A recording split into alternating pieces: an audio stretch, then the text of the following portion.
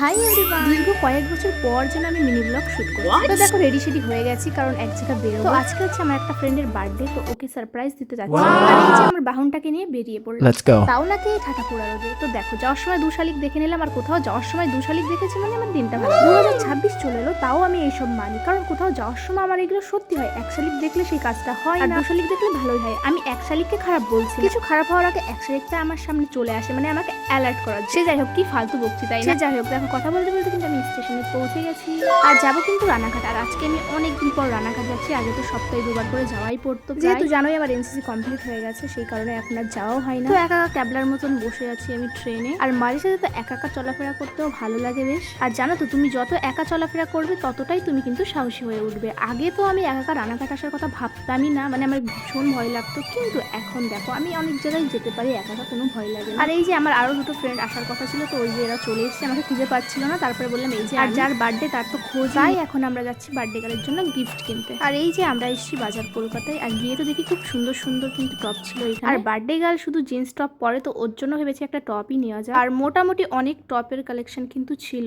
তো আমরা পছন্দ করছিলাম যে কোনটা পরলে ওকে মানাবে। তো দেখো আয়নায় আমি একটু ঢং করে নিচ্ছিলাম।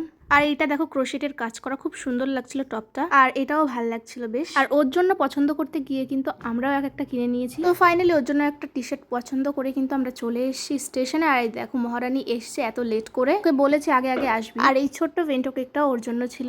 Happy birthday to you, happy birthday to you.